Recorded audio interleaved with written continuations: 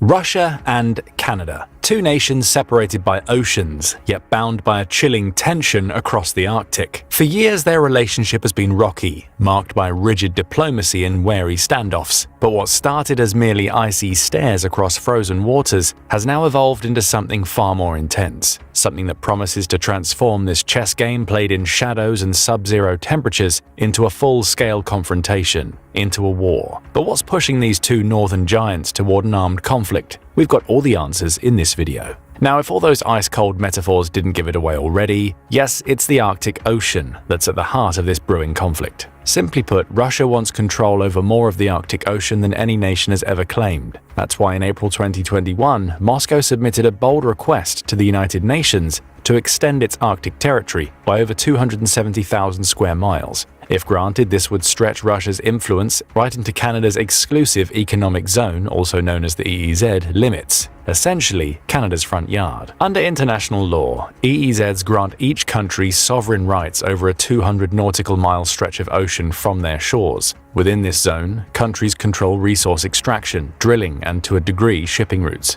But Russia's claim went far beyond just bumping up against Canada's EEZ. It would extend over entire sections of Canada's continental shelf and also include areas claimed by Denmark, a maximalist move, as Canadian experts call it. To some, this was Russia playing by the rules, testing boundaries with scientific claims and hoping to nudge Canada, Denmark, and other Arctic nations into negotiating boundaries. But for Canada, Russia's move was more than a nudge. It was a direct challenge to its Arctic sovereignty. By 2023, this standoff only intensified. In February, the UN Commission on the Limits of the Continental Shelf approved most of Russia's claim to the Arctic Ocean seabed, including the highly contested Lomonosov Ridge, a strategic area stretching toward Canada and Greenland. Though Canada and Denmark filed overlapping claims, they're unlikely to be addressed for years, effectively giving Russia the upper hand. Of course, Russia fully embraced this. Admiral Nikolai Yevmenov, the commander-in-chief of the Russian Navy at the time, made the country's intentions crystal clear.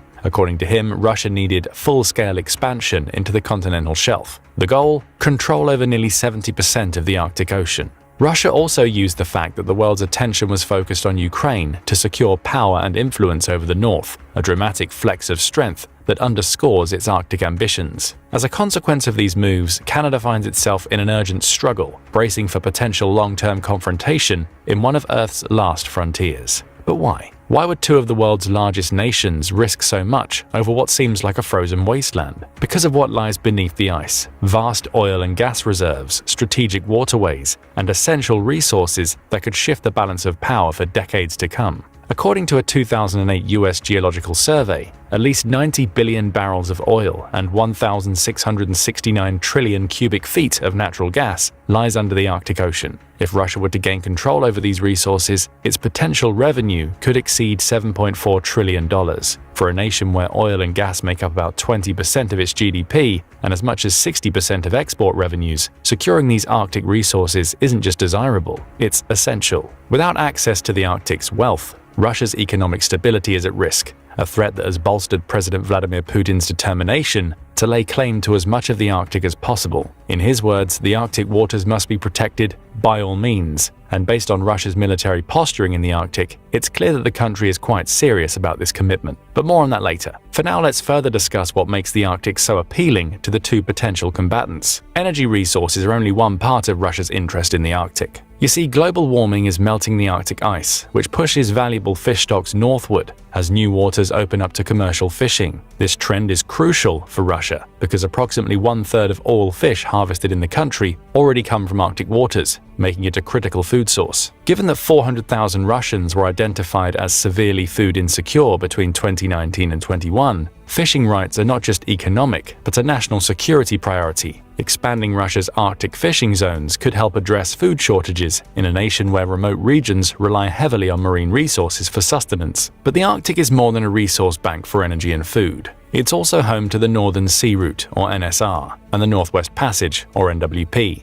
The former is a key waterway along Russia's northern coast, which offers the Kremlin a strategic opportunity to control a critical artery for shipping. As Arctic ice recedes, Russia hopes to convert this route into a competitive corridor that could rival the Suez Canal for Asia-Europe trade by 2035. In 2020, the Kremlin outlined an ambitious Arctic strategy emphasizing the NSR as central to its plans for expanding Russia's economic and geopolitical influence. Increased traffic along this route would not only generate shipping fees, but also deepen Russian influence over global trade. With control over the NSR, Russia could expand its export market to Asia, an attractive option that would lessen reliance on European customers, a relationship already strained by Western sanctions after the invasion of Ukraine. As for the Northwest Passage, it's a treasure trove waiting to be unlocked. A legendary route that has eluded explorers for centuries, the NWP is now poised to become maritime reality. And what does that new reality entail? Cutting shipping routes by over 4,350 miles. That's what the NWP promises. As such, this revolutionary passage could redefine global trade, making the arduous journey between the Americas, Europe, and Asia far more efficient. But why is the NWP becoming a reality just now? 2 words: climate change.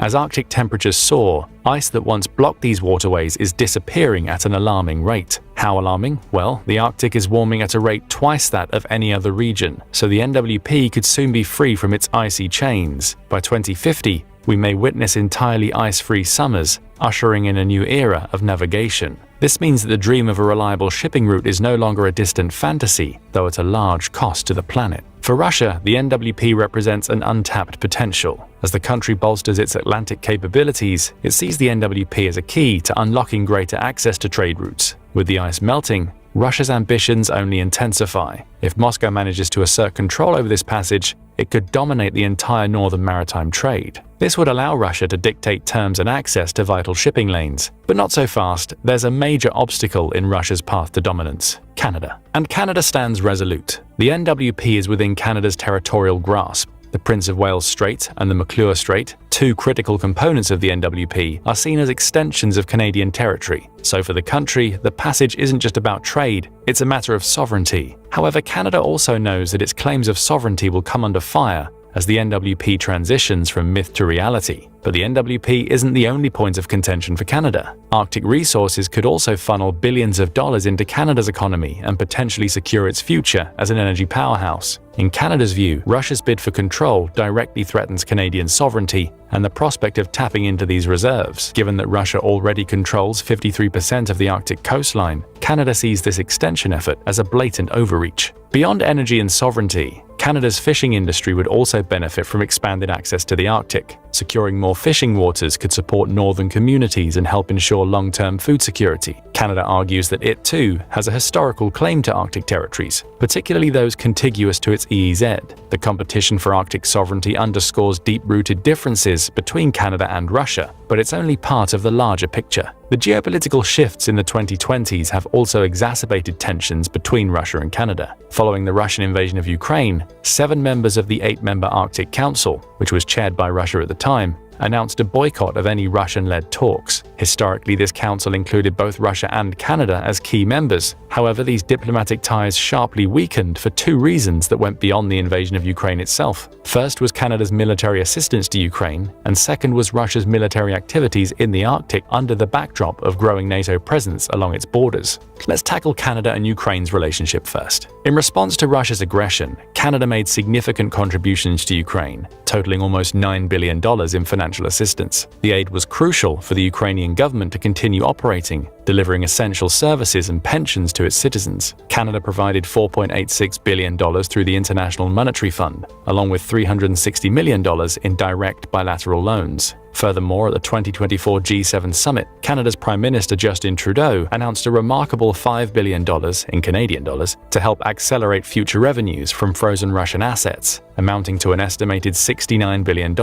also Canadian, which is approximately $50 billion US. In addition to financial aid, Canada committed to over $258 million in humanitarian aid. This funding supported emergency health services and essential life-saving initiatives, such as shelter and food distribution for displaced populations. Security and stabilization support also saw a significant escalation, with Canada committing approximately $151 million to bolster Ukraine's defense capabilities after the full-scale invasion began. This included $16.2 million dedicated to demining and explosive ordnance disposal efforts. Notably, over $14 million was aimed at enhancing Ukraine's ability to counter threats from chemical, biological, radiological, and nuclear weapons. Furthermore, almost $3 million was directed to strengthen the national police of Ukraine, reflecting a comprehensive approach to ensuring stability. Although Canada's humanitarian and economic assistance to Ukraine demonstrates a profound commitment to helping it maintain its sovereignty, the most dangerous aspect of this involvement lies in the military aid provided. In little over 2.5 years, military donations from Canada totaled $3.2 billion, a significant investment that fueled Ukraine's defense. This aid included long-range weapons. However, for a long time, Ukraine wasn't allowed to use these long-range weapons to strike Russian soil to prevent further escalation. But this changed in 2024, with Trudeau arguing that strikes deep inside Russia are essential for preventing further assaults on civilian infrastructure. This bold support raised the stakes significantly as Russia interpreted these long-range strikes as a provocative escalation.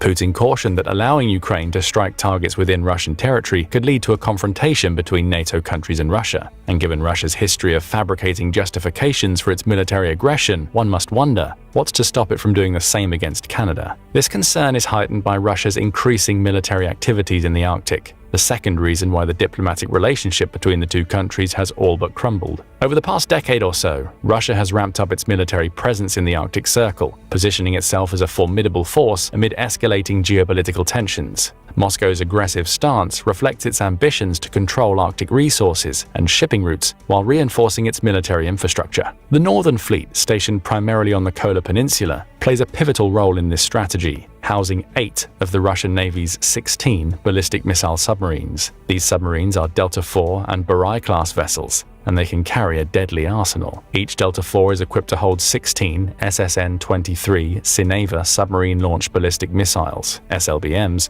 alongside the SSN-15 Starfish, an anti-submarine missile, providing both nuclear and defensive capabilities. The Burai-class submarines are even more formidable, each armed with 16 SSN-32 Bulava SLBMs, the latest in Russian missile technology designed to evade missile defenses and deliver nuclear payloads. So it's no wonder that this fleet is essential for Russia's security, forming a cornerstone of the country's nuclear deterrent. The Northern Fleet's importance in the region was also underscored by significant organizational changes, including its elevation to Russia's 5th military district. The reorganization reflects a heightened commitment to bolster the Arctic defense or offense capabilities. In 2014, Russia established an Arctic Joint Strategic Command specifically aimed at enhancing protection for military installations across the NSR. This included the creation of new Arctic brigades, equipped with advanced military technologies. Fast forward a decade, and the fleet has grown to over 450 armored personnel carriers, artillery systems, and a variety of cross-country vehicles ready for deployment.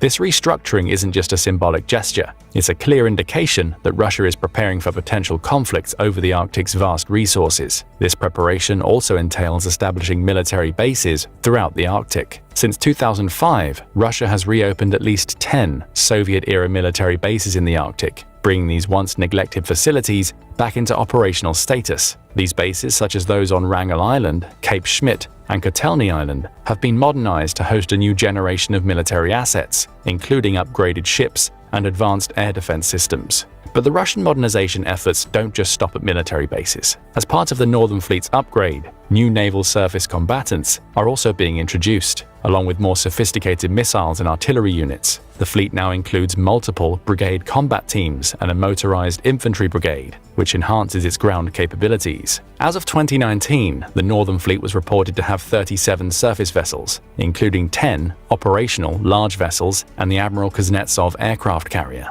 the only one of its kind in the Russian Navy. Although the aircraft carrier has faced significant operational challenges, it remains a powerful symbol of Russia's naval ambitions. The fleet also includes advanced Kirov-class missile destroyers, Slava-class guided missile destroyers, and Gorshkov-class frigates, all of which are equipped with sophisticated anti-ship and anti-air defenses and air defense systems. The fleet's air defense systems have also seen significant upgrades, with the deployment of long-range S-400 and S-300 anti-aircraft systems at strategic locations like the Kola Peninsula and the new Siberian Islands. The establishment of dual-use facilities, designed for both civilian and military purposes, further bolsters Russia's capacity to project power throughout the Arctic. And that's not all. The introduction of over 50 new icebreakers, including nuclear-powered vessels, significantly enhances Russia's operational capability in Arctic waters. To put this figure into perspective, all you need to know is that the US and China each have only 2 operational diesel-powered icebreakers. Russia's impressive fleet allows for year-round access to the NSR, enabling not only military operations, but also the facilitation of commercial shipping and energy exploration in previously inaccessible areas. On the air combat front, Russia has established 4 major air units in the Arctic. At Severomorsk, the fleet operates the 279th Shipborne Fighter Regiment with approximately 24 Su-33 fighter jets and the 100th Shipborne Fighter Regiment with 24 MiG-29K fighters. Additionally, the 98th Mixed Air Regiment at Monchegorsk operates an estimated 12 MiG-31BMs, 12 Su-24Ms, and reconnaissance aircraft. This diverse array of air assets enables Russia to maintain a robust air presence in the Arctic, ensuring rapid response capabilities in the event of a military conflict. Regular demonstrations of these capabilities, such as flights from Nagoskoye to the North Pole, serve to intimidate and signal resolve to NATO nations. But believe it or not, the list goes on. Among the most concerning developments in the Arctic region are Russia's advancements in missile technology. The Kremlin is actively developing hypersonic missiles like the Zircon, which can reportedly travel at speeds exceeding 9 times the speed of sound. These missiles have also been successfully tested in Arctic waters and are viewed as a game-changer in the realm of missile defense. The integration of hypersonic missiles into Russia's arsenal not only enhances its offensive capabilities, but also complicates NATO's defensive strategies, which rely on more traditional missile detection and interception methods. Unfortunately, there's nothing traditional or predictable about Russia's military efforts in the Arctic. In addition to the extensive military modernization infrastructure developments, Russia's military activities in the region have also been characterized by a sophisticated approach to domain awareness and electronic warfare. The Kremlin has reportedly deployed advanced radar systems, including the Resonance N, to key strategic locations such as Novaya Zemlya, the Kharnin Peninsula, and Indiga. These radar systems are designed to enhance Russia's surveillance capabilities. It's asserted that they can detect hypersonic missiles and stealth aircraft. The Resonance N system, along with other Sopka-2 radar systems installed at air bases like Temp,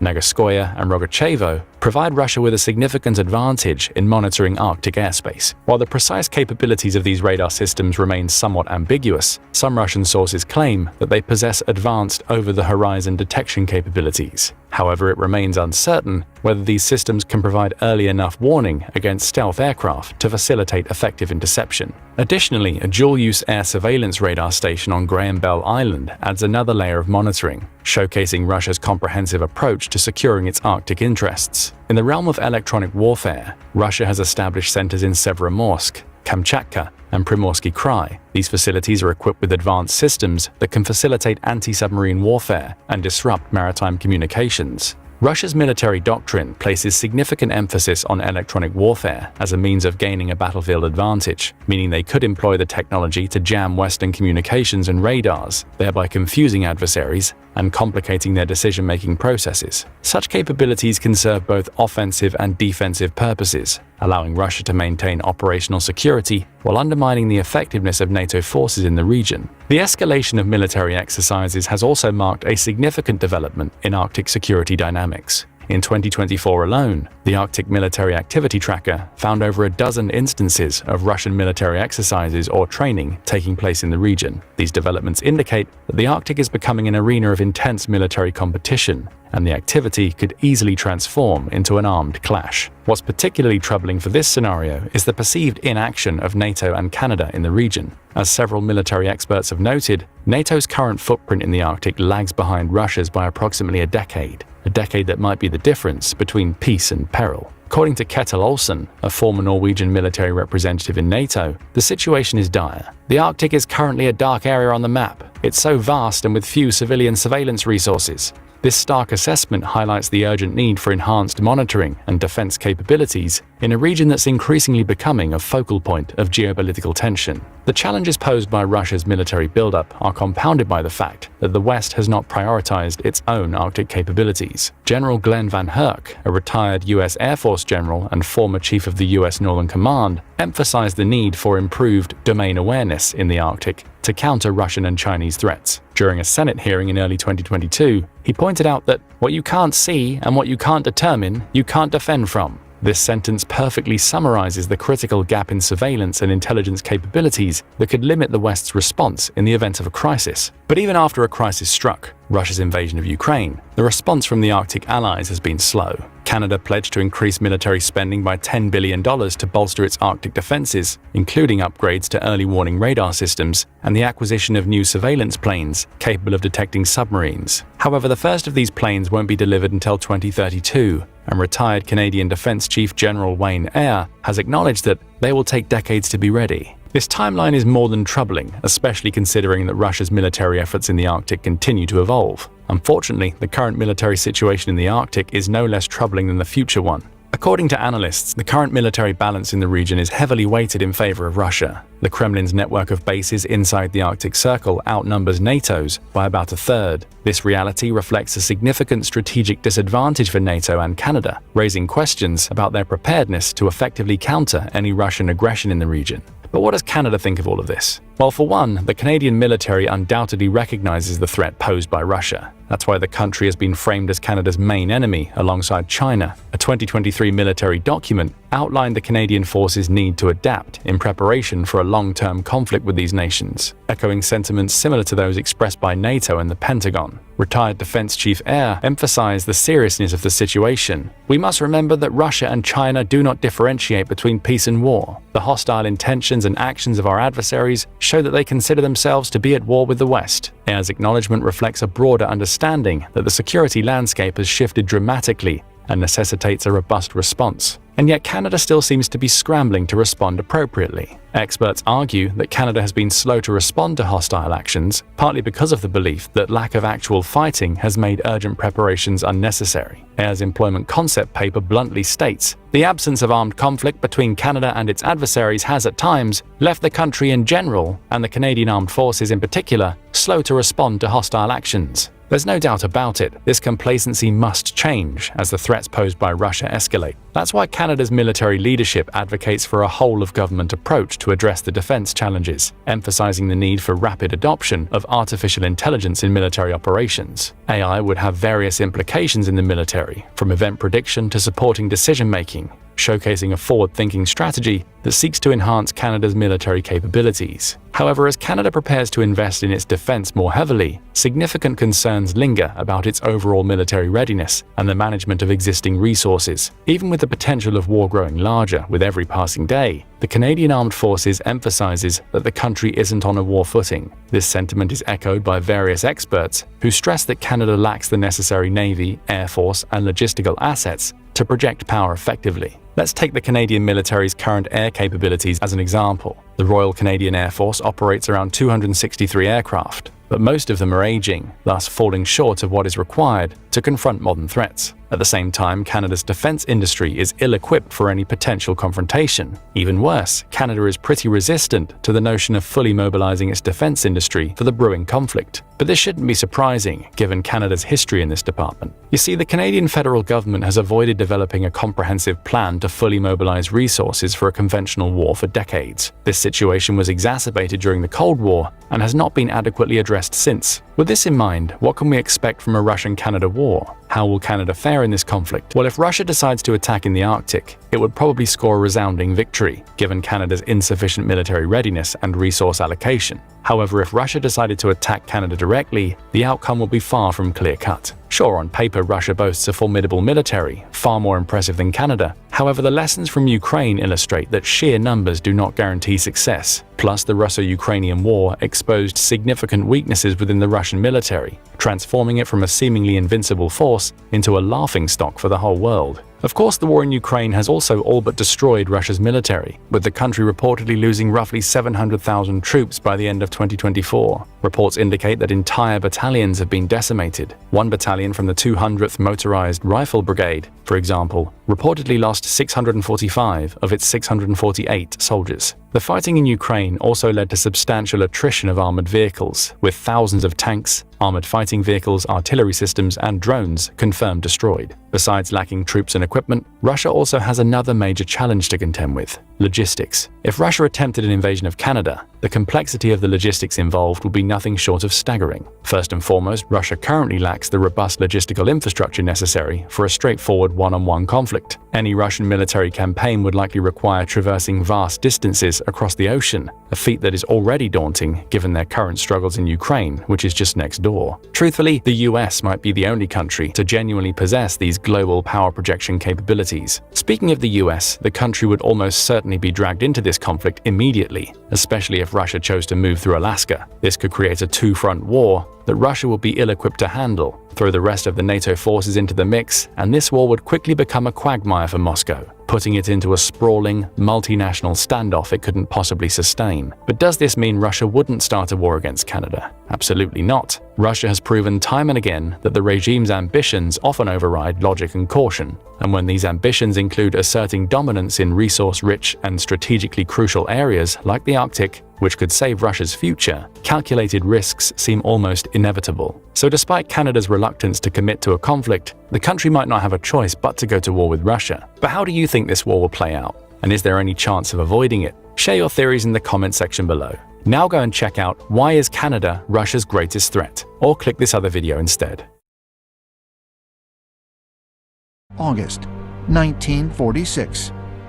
Esteemed U.S. naval officer and explorer Admiral Richard Byrd, one of the first pilots to fly over both the North and South Poles, organizes Operation High Jump, the largest expedition ever to travel to Antarctica.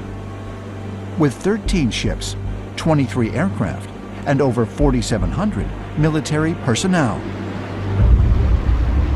This was very important that after the conclusion of World War II, Admiral Byrd was asked if he would mount